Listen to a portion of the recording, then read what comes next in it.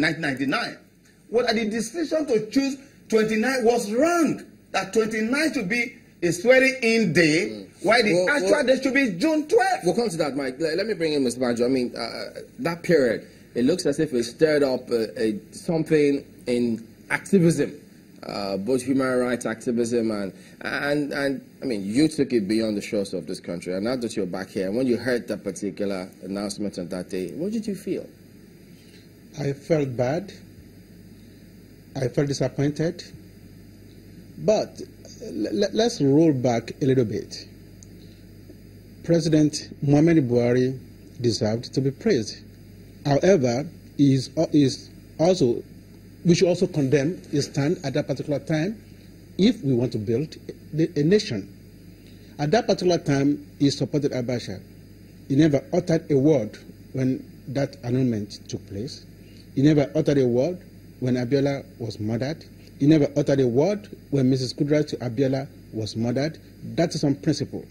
So therefore, if I'm doing this, what I should have done is to look at myself and say, what is my role when this annulment took place? And then apologize to Nigerians, I'm sorry, and say, I am sorry. When this thing happened, as a good Muslim, I did not act the right way. Perhaps because Abiola supported Babangida to overthrow me. However, that's gone. That is one. It was as early done, which is why I agree with those who said this was done for political reasons, because of the election, because of the coming election.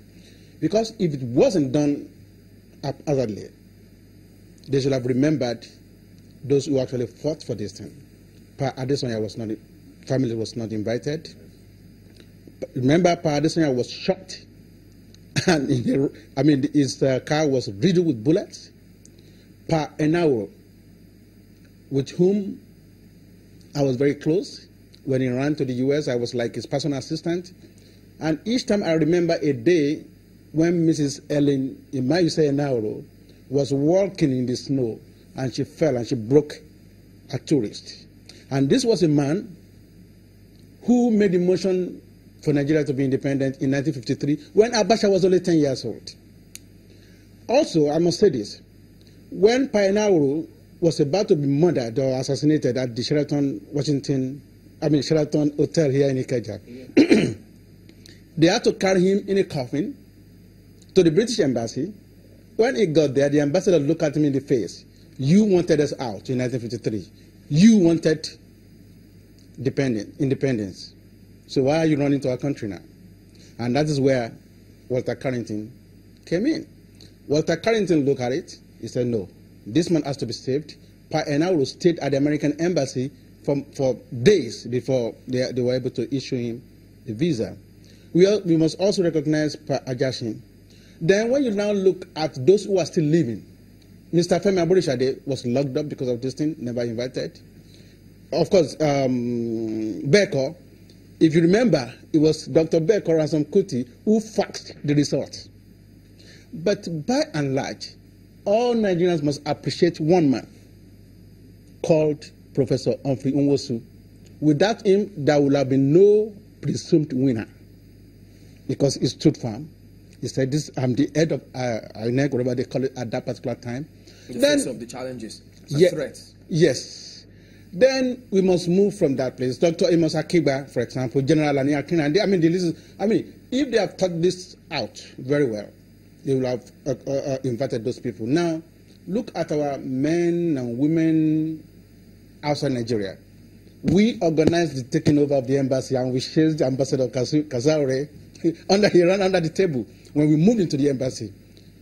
On that particular day, I must thank Shola Ogunbode, who's probably in Ibadan now, the attorney who stood all night when our men were arrested in Washington, D.C., and bailed us out, Shola Ayeni, Badmos, who's now here, a long list of all these people. So what I'm saying in essence is that we must build a nation. We must send a tone. We must send a strong signal that if you do well, you shall be recognized. So can this be a starting point to that, this announcement, this honor for this set of people at first? Yes, it could be a starting point. However, the President, Buhari, must take the lead. He must do what I'm suggesting now. He must say to Nigerians, Yes, I was among those who supported the annulment of June 12th. I am sorry, technically or tactfully.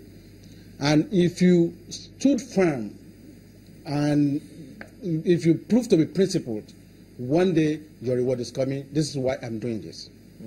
Mike, I mean, this certainly brings up different emotions for different people at different times. Those who are involved, those who are no longer with us at this point in time. But in terms of how we have internalized this, and then to the extent that it benefits our electoral system, our society, how much of a success have we made of it? Well, if people must have something to build on. The key lessons by this recognition of June 12th, the government of the day has set a very profound agenda for 2019.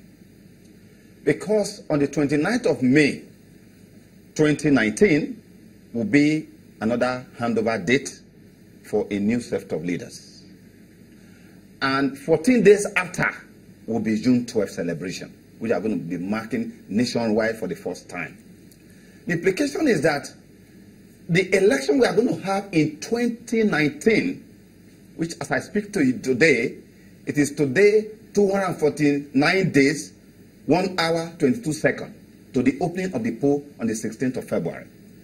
What kind of election are we going to have to really represent that what happened in June 12th, that we're going to replicate it? And that will start from the primary process.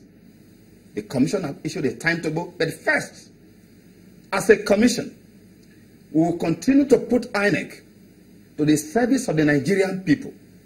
That INEC can never be an institution for people to manipulate in any form, but that it is must be an institution that will conduct an election to key into what we have recognized today as June 12th, the entire principles that inform June 12th. And that starts with the primary process. Yeah, let me jump in.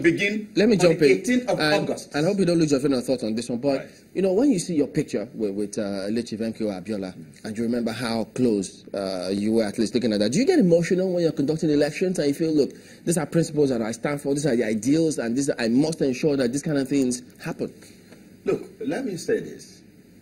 The reason why for 8 years as a young man, I refused to be part of the government that benefited immediately after June 12th was because the first thing that the government ought to have done under Banjo was to recognize Abiola. The debate of what we are talking today started then when they decided that it was going to be 29th. I was on channels, I was on different stations, and I said it should not happen. Because of that, I said it was not going to happen. Now, Abiola went around the entire country. He was identifying young people. In fact, the interaction I had with him over time, 2 letters, he said that he was going to identify on account of the banning, the issue about a new breed and all that. He said, young people like you, that he was looking for people of principle, young men, brilliant men across Nigeria, and he had a list of all of them. And that when he had been sworn in, that by the next election, it will be young people like this who are brilliant, who are this and all of that, that should go for local government chairmanship, councillor, House of Assembly, to have a new set of people across Nigeria. That was the vision he had for how to change the leadership paradigm in Nigeria. Of course, because of his peculiar background, as somebody from a poor home. So he was already talking about the not too young to run bill a long time ago. At that time.